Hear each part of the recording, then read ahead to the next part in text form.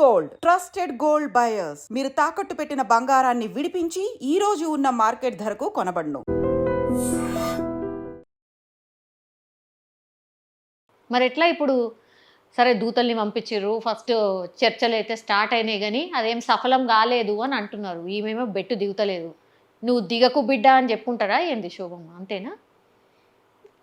ఆమె చెప్పిందో చెప్పలేదో కానీ కవిత డిమాండ్స్కి, కవిత అనుకునే డిమాండ్స్కి ఆడ ఓకే కానట్టుంది. వెయిటింగ్లో పెట్టిండ్రు. సో వాళ్ళు ఎట్లా వెయిటింగ్లో పెట్టిండ్రు, నేను కూడా అట్లనే పెడతా అన్నట్టు నేను కేటీఆర్కి వచ్చిన నోటీస్కి ఒక ట్వీట్ పడేసింది. అవును, ఏం జరగనట్టు, అసలు ఏం కానట్టు, ఏదో సంథింగ్. అంతేనా? ఏం జరగనట్టు ఏం కానట్టు కాదు. జరిగిన చర్చల ప్రకారం తొందరపడకు, మాట్లాడదాము అనేసరికి సరే నేను కూడా ఇంతవరకే ట్వీట్ల వరకే ఉంటా, డైరెక్ట్ మీకు వచ్చి కలిసి మాట్లాడేది లేదు, ట్వీట్లతోటి నేను ఇట్లా సరిపుచ్చుతా అని మళ్ళా ప్రజలను ఓకే మభ్యపెట్టడానికి. అంతే. ఓకే, కవిత గారి మనస్తత్వం ఏందండి? అంటే మొండి రకమా, ఏదైనా అనుకుంటే సాధిస్తుంది అనే టైప్సేనా? యాక్చువల్లీ మా ఫ్యామిలీలో అందరం అదే టైప్ అండి. ఓకే, అందరం అదే టైపు. కాకపోతే పరిస్థితులకు అనుగుణంగా మెయింటైన్ చేసుకోవాలి. ఏదైతే ఏమైంది, నేను నాకు ఒక్కదానికి అన్నీ కావాలి, నాకే కావాలి అని అనుకోవడం కరెక్ట్ కాదు.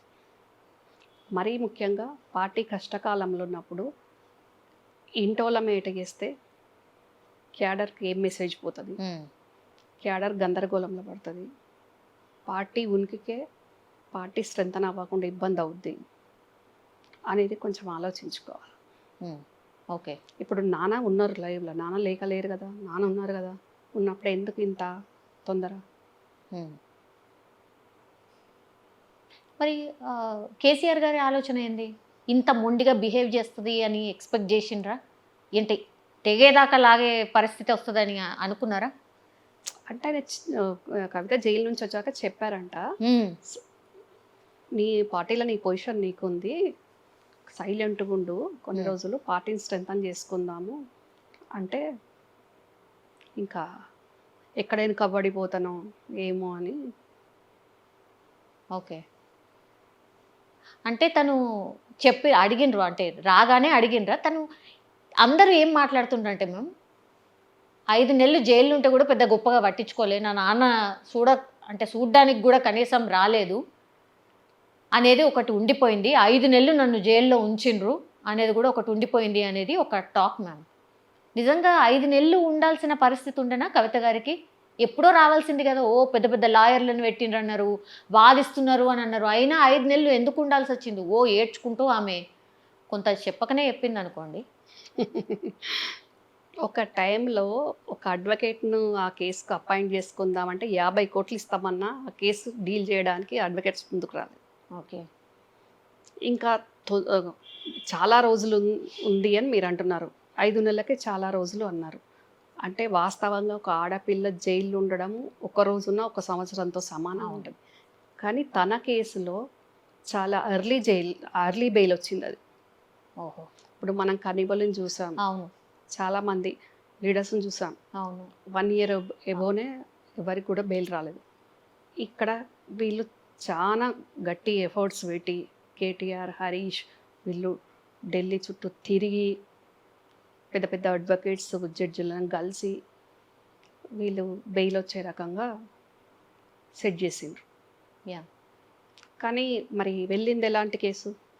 ఏ మొహం పెట్టుకొని కేసీఆర్ గారు తిహార్ జైలుకు వెళ్ళి కవితను, ఇప్పుడు కూతురు మంచిదైనా చెడ్డదైనా జైల్లో ఉన్నది అని అంటే ఏ తండ్రికైనా బాధే ఉంటుంది. తనకి ఏమని వెళ్ళి జైలుకి వెళ్ళి చూస్తారు చెప్పండి? అంటే కన్న తండ్రికి ఆయనతో కొట్టుకోదా? ఆడబిడ్డ జైల్లో ఉంటే కూడా అది కూడా అంటే దాన్ని కూడా నామోషిగా ఫీల్ అయిందా? దొరతనం ఆడ కూడా కనిపించిందా? ఇట్లా కూడా వచ్చినాయి. అది నామోషి దొరతనం కాదు. అవతల వాళ్ళు ఎన్ని యాంగిల్స్ అయినా మాట్లాడవచ్చు, ఎన్ని యాంగిల్స్ అయినా అనుకోవచ్చు. ఫేస్ చేసే వాళ్ళకు తెలుస్తుంది ఆ బాధ. ఎందుకంటే గవర్నమెంట్ పోయింది, ఈ రకరకాల నోటీసులు, రకరకాల ఇష్యూస్ మీద, వేరియస్ ఇష్యూస్ మీద నోటీస్ వస్తున్నాయి. ఈ ఈ కవిత జైలుకి వెళ్ళింది. మరి కేసీఆర్ అనుకోకుంటే, కేసీఆర్ పట్టించుకోకుంటే, కేటీఆర్‌కు హరీష్ ఎన్నిసార్లు ఢిల్లీ వెళ్ళిండ్రు? కేసీఆర్ చెప్తేనే కదా వాళ్ళు వెళ్ళింది. అది అర్థం చేసుకోవాలి. కేసీఆర్ గారికి తెలియకుండా జరిగిందా మ్యామ్ స్కామ్? తెలియదండి. తెలియదు కదా. తెలీదు. ఓకే. అందుకేనా ఇప్పుడు కవిత గారిని గట్టిగా నువ్వు ఆగు, కొంచెం ఆగు, నువ్వు తొందరపడకు అని, పార్టీకి నష్టమైంది, నష్టం అవుతుంది కాబట్టి నువ్వు కామ్ డౌన్ మ్యామ్. అసలు కవిత గారి తెలంగాణ జాగృతి తరఫున ఆమె బతుకమ్మ పోతేనే ఓ బీఆర్ఎస్ క్యాడర్ అంతా కదిలిపోతుండే. ఇట్లాంటిది అసలు ఎవరు లేరు, ఎవరు కనిపిస్తలేరు ఆమె ఎంట. అదేనా అంటే జస్ట్ కేసీఆర్ గారు ఆగండి అంటే అది ఎవరైనా అది కన్న కూతురు కానీ కన్న కొడుకు కానీ అంతేనా? అట్లే ఉంటుందా? ఆగండనే చెప్తారు కదా అండి. మరి పరిస్థితుల ప్రకారమే లీడరు మూమెంట్ ఉంటుంది కదా. అది అర్థం చేసుకోవాలి కదా. ఎక్కడ నెగ్గాలి, ఎక్కడ దగ్గాలి, ఎక్కడ ఎక్కాలి అనేది కేసీఆర్ గారికి తెలుసు కదా. సో ఎప్పటి నుంచి అయితే జైలు నుంచి వచ్చినప్పటి నుంచి కూడా ఈ పోరు ఉందన్నమాట. నాకు ఇది సరిపోదు, నాకేదో ఇవ్వాలి అని తను స్టార్ట్ చేసినట్టు లెక్క, అంతేనా? జైలుకు వెళ్ళక ముందు నుండేనండి. ఓహో. వెళ్ళక ముందు నుంచే సెకండ్ టైం గవర్నమెంట్ వచ్చినప్పటి నుండే అది జరుగుతుంది. గవర్నమెంట్ పోయాక కాదు, ఒక ముందు నుంచే జరుగుతుంది ఉంది. ఓకే. ఎందుకని అట్లా కవిత గారికి అంత నెగిటివ్ ఎందుకు వచ్చింది మ్యామ్? ఏ నెగిటివ్ అంటారు? అంటే తను ఓడిపోవడానికి రీజన్ ఏంటి? ఎంపీగా ఓడిపోవడానికి రీజన్ ఏంటి? లాస్ట్కి వస్తే ఎమ్మెల్సీగా అది కూడా ఏ హడావిడి, అసలు గెలిచినా కూడా గెలిచిండ్రు అన్నట్టుగానే అది కూడా ఏం హడావిడి చేయలేదు.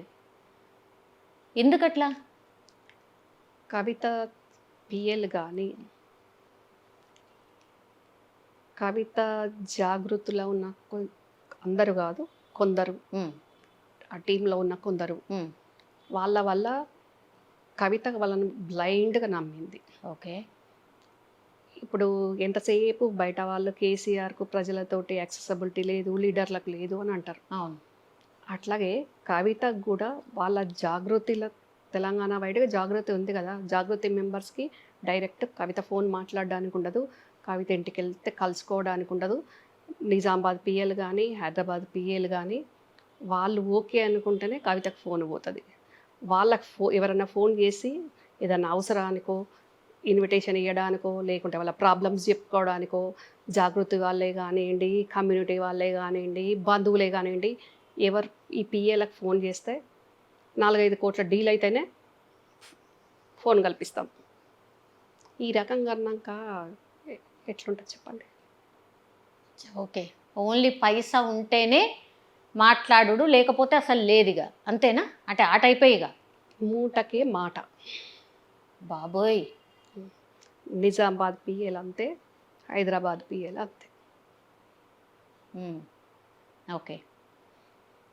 మా with in the family members functions అయితేనే, మ్యారేజో ఏదో ఉంటే కూడా ఫస్ట్ కజిన్స్ కానివ్వండి, మా ఫాదర్ కజిన్స్ పిల్లలు కానీ ఎవరు వచ్చినా కవిత గేటు లోపలికి కూడా పోనీయరు పిఎల్. వచ్చిన వాళ్ళని ఫస్ట్ కిందికి మీదకి చూసి, ఏ కార్లో వచ్చిందని చూసి అప్పుడు అడిగి మేము ఇస్తాంలేండి మేడంకు అని. ఓన్ కజిన్స్ వస్తే కూడా పైకి వెళ్ళడానికి ఉండదు. అమ్మో. ఆ రకంగా ఉంటే ఎట్లయితుంది, ఎట్లా గెలుస్తుంది చెప్పండి. సో గ్రౌండ్లో అది వెళ్ళిపోయింది. యాక్చువల్లీ మీరు చెప్తున్న ఏవైతే ఉన్నదో అది కనిపించింది గ్రౌండ్లో, అందుకనే కదా.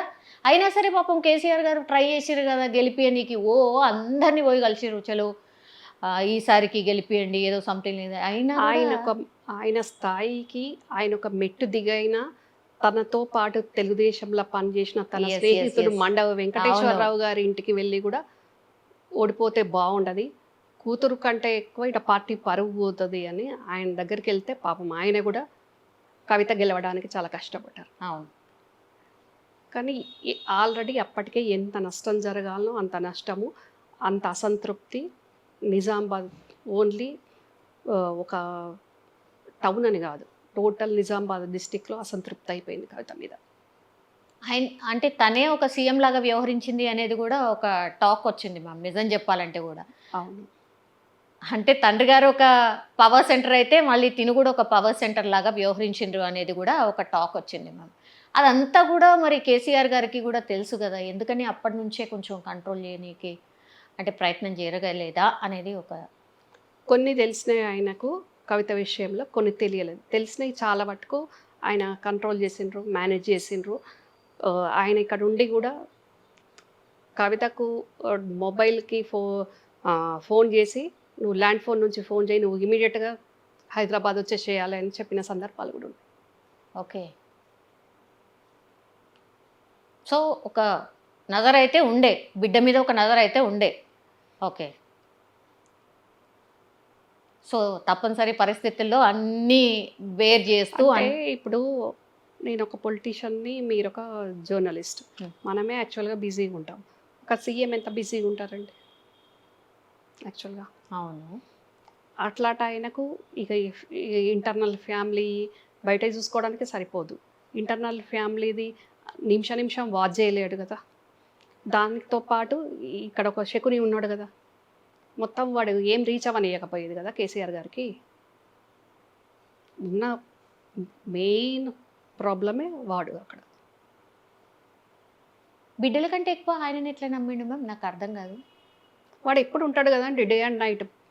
ఈ మొత్తం కవిత ఇంట్లో ఉంటుంది, హరీష్ ఇంట్లో ఉంటాడు, కేటీఆర్ ఆయన బిజీలో ఆయన ఉంటాడు, ప్రగతి భవన్లోనే ఉంటాడు. కానీ ఆయనకు 2-3 పోర్ట్ఫోలియోలు ఉన్నాయి కాబట్టి కేటీఆర్ బిజినెస్లో కేటీఆర్ ఉంటాడు. వీడి పరే అది కదా, చెప్పులు తుడుచుడు, మంద బిల్లలు ఇచ్చుడు. నిజంగా మాట వరుసకు అట్లా అంటారేమో, రాజకీయ విమర్శనేమో అనుకున్నాను. నిజంగా అవి చూసిరా మ్యామ్ అట్లా అంటే నిజంగా జరుగుతుందా? చెప్పులు దూడ్చుడు, టాబ్లెట్ ఇచ్చుడు అంటే ఒక చెప్పులు దూడ్చుడు కూడానా? తూడుస్తాడు, అవసరమైతే చెప్పులు కూడా నాకుతాడు. నాకమంటే వాడు అనుకున్నది కావాలనుకున్నప్పుడు చెప్పులు నాకడానికి కూడా రెడీగా ఉంటాడు. అంత చెండాలుడు. మ్యామ్ ఫోన్ ట్యాపింగ్ అనేది మీకు తెలుసు కదా మ్యామ్, అది ఎంత పెద్ద చర్చ. అంటే మీరు చెప్పిన ఇప్పుడు ఇన్సిడెంట్ గుర్తొస్తే, అంటే కవిత గారి ఫోన్ కూడా ట్యాప్ అయిందా ఏంటి? అయ్యి ఉండొచ్చు, అది కూడా కవిత కోపానికి ఒక రీజన్ అయ్యి ఉంటుంది. ఓకే. ఎందుకంటే సెల్ ఫోన్ నుంచి కాదు, నువ్వు ల్యాండ్ నుంచి నేనేం మీరే నాకంటే ముందు మీరే చెప్పారు అక్కడ ఒకరి మీద ఒకరికి నమ్మకం లేదా అని. నిజంగా కూడా ఎవరి మీద ఎవరికి అక్కడ నమ్మకం లేదు. అంతా ఒక మూవీలో నటించినట్టు నటించుకుంటారు అంతే. అలాంటప్పుడు ఎవరి మీద ఒక ట్యాపింగ్ ఎందుకు పెట్టుకోరండి? ఎవరి దాళ్ళు ఎవరికి తెలియకుండా వాళ్ళది ఫోన్ ట్యాపింగ్ చేసారు అంతే కదా మ్యామ్. ఫ్యామిలీ మెంబర్స్ ట్యాపింగ్ చేసారు, చేసుకుని ఉంటారు. కొన్ని అయితే మనకు తెలుస్తున్నాయి కదా, చూస్తున్నాం కదా, వీళ్ళ మీద వచ్చింది వాళ్ళ మీద వచ్చింది అని. స్పైలను పెట్టుకుంటారు, ట్యాపింగ్ కాకుండా ఆ ట్యాపింగ్ను కూడా నమ్ముకోకుండా స్పైలను కూడా పెట్టుకున్నారు. ఓకే. ఆ శకుని పని అదే. హరీష్ మీద స్పై, కేటీఆర్ మీద స్పై, కవిత మీద స్పై. ఎటు పోతున్నారు, ప్రైవేట్ ఫంక్షన్కి పోయినా, పార్టీ ఫంక్షన్స్కి పోయినా, ఎక్కడ పోయినా ఇమీడియట్ కార్ నెంబర్లతో సహా ఏ మనిషి పోయిండు, ఏమైంది, ఎన్ని సెకండ్లు ఉన్నాడు, ఎన్ని గంటలు ఉన్నాడు అనేది ఇమీడియట్గా డైరీలు రాసుకొని కేసీఆర్ గారి తమ ఇంటికి చెప్పడం. అట్లా ఉద్యమకారులు, మంచి మేధావులు ఎంతమంది కేసీఆర్ గారికి దూరం అయినరు, ఎంతమంది కేసీఆర్ గారిని కలవలేకపోయినరు, ఎంతమంది ఉద్యమ నాయకులు, ఎంతమంది అమరులైన కుటుంబాలు గద్దర్ గారు లాంటివి కలవకపోయినరు. నడి రోడ్డు మీద కూర్చుంటే అపాయింట్మెంట్ ఏ మీడియా చూస్తుందో, ఏ ప్రజలు చూస్తుందో గద్దర్ గారిని గుర్తుపట్టని వాళ్ళు ఉంటారు దునియాలు ఎవరన్నా. గల్లాంటి ఆయన రోడ్డు మీద కూర్చుంటే ఎవరైనా చూస్తే పరువు పోతుంది అని కూడా అనుకోకుండా ఆయన లోపలికి అలౌ చేయలేదు. ఆయన లోపలికి అలౌ చేస్తే ఆయన ఏం అడుగుతాడు, ఏమైనా మణిమాణిక్యాలు అడుగుతాడా, ఏదో సామాజిక అంశాలు అడుగుతారు, వెళ్తారు. అట్లాంటి ఆయనకు టైం ఇవ్వడు శకుని. డీలింగ్స్ తోటి వచ్చేట వాళ్ళకే ఇస్తాడు.